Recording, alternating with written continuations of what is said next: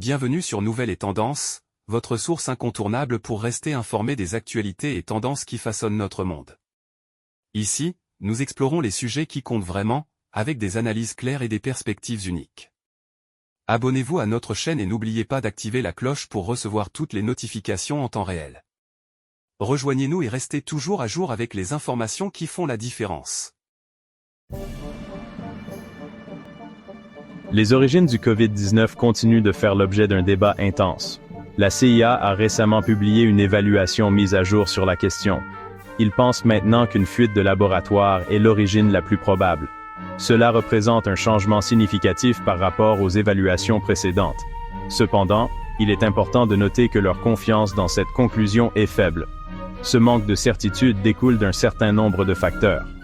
Les preuves disponibles sont souvent insuffisantes. Certaines sont contradictoires. Il est crucial de comprendre que cette nouvelle évaluation ne repose pas sur une révélation fracassante. Pas de blouse de laboratoire fumante, pas d'aveu du patient zéro. La CIA n'a pas découvert de réserve secrète d'images de sécurité de l'Institut de virologie de Wuhan. Au lieu de cela, ce changement est le résultat d'une nouvelle analyse des renseignements existants. Ils essaient essentiellement de reconstituer un puzzle très complexe avec la moitié des pièces manquantes. Et, soyons honnêtes, certaines des pièces qu'ils ont pourraient provenir d'un puzzle totalement différent. C'est le bazar. Malgré l'absence de preuves irréfutables, cette nouvelle évaluation de la CIA a relancé le débat sur les origines du Covid-19. C'est un sujet controversé, avec des implications potentielles pour les relations internationales et la recherche scientifique. L'absence de réponse claire est frustrante, mais elle souligne la nécessité d'une enquête approfondie et transparente. John Ratcliffe, l'ancien directeur du renseignement national nommé par le président Trump, a été un ardent défenseur de la théorie de la fuite de laboratoire. Au cours de son mandat, il a fait pression pour une évaluation plus concluante de la communauté du renseignement sur les origines du Covid-19. Ratcliffe a ouvertement critiqué la gestion de la pandémie par la Chine. Il l'a accusée d'un manque de transparence et a même suggéré qu'elle était responsable de la crise sanitaire mondiale. La position de Ratcliffe sur la théorie de la fuite de laboratoire et sa critique de la Chine sont considérées par certains comme étant politiquement motivées. Ils soutiennent qu'il utilise la question pour marquer des points politiques et détourner le blâme de la propre gestion de la pandémie par l'administration Trump. D'autres, cependant, pensent que Ratcliffe ne fait que soulever des préoccupations légitimes quant au rôle de la Chine dans l'épidémie et à la nécessité d'une responsabilisation.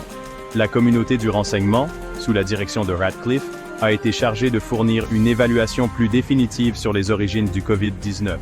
Cela s'est avéré être une tâche difficile, étant donné la complexité de la question et le manque de preuves concluantes. L'évaluation qui en a résulté, bien qu'elle penche en faveur de la théorie de la fuite de laboratoire, a tout de même reconnu les limites des informations disponibles.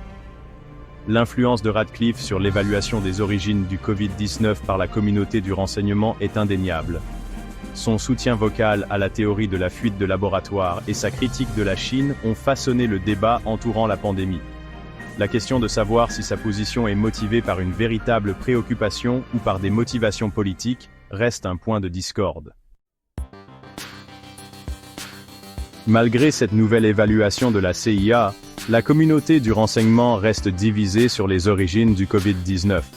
C'est comme essayer de mettre d'accord une pièce pleine de chattes sur, n'importe quoi. Certaines agences, ainsi que la CIA, trouvent la théorie de la fuite de laboratoire plus plausible. D'autres soutiennent toujours que le virus est très probablement apparu par transmission naturelle des animaux à l'homme. Cette division met en évidence la difficulté de déterminer avec certitude la source de la pandémie. Les preuves sont complexes, souvent circonstancielles et sujettes à interprétation.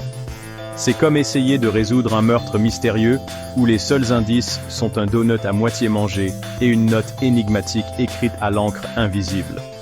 Le FBI ajoute une autre couche d'intrigue à toute cette saga. En 2023, ils ont également conclu qu'une fuite de laboratoire était le coupable le plus probable. Leur évaluation était basée sur leur propre enquête indépendante. Ce qui rend cela encore plus intéressant, c'est que cela s'est produit pendant l'administration Biden. Donc, deux administrations différentes, deux enquêtes distinctes, et les deux pointant du doigt une fuite de laboratoire.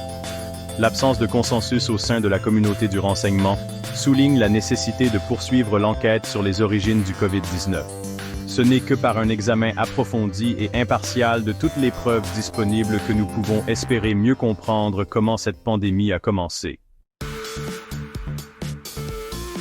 Alors que la communauté du renseignement est aux prises avec la théorie de la fuite de laboratoire, de nombreux scientifiques restent sceptiques. Ils soutiennent que le scénario le plus probable est encore le passage de l'animal à l'homme. En termes plus simples, ils pensent que le virus a été transmis d'un animal, probablement une chauve-souris, à un humain. Ce n'est pas une idée nouvelle. C'est en fait comme ça que la plupart des pandémies commencent. Vous vous souvenez du SARS? Eh oui, c'était un cas de transmission de l'animal à l'homme. Ces scientifiques soulignent le fait que le marché de gros de fruits de mer de Wuhan, où certains des premiers cas connus ont été identifiés, vendait des animaux vivants. Ils pensent que ce marché offrait une occasion idéale au virus de passer des animaux aux humains. Imaginez une sorte de rencontre entre des virus animaux, sauf que personne n'a confirmé sa présence et que tout le monde a apporté un plat contagieux. L'Institut de virologie de Wuhan ajoute de l'eau au moulin de la théorie de la fuite de laboratoire.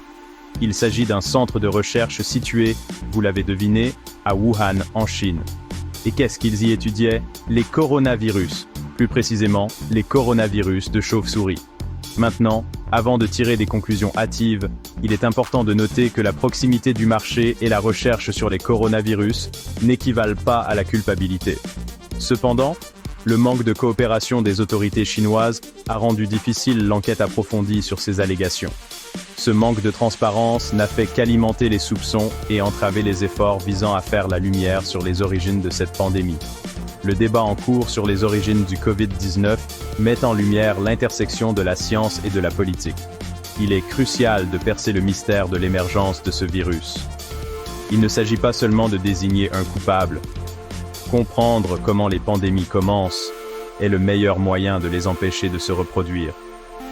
La recherche de réponses se poursuivra probablement pendant de nombreuses années encore, nécessitant un effort de collaboration de la part de la communauté scientifique, des agences de renseignement et des gouvernements du monde entier.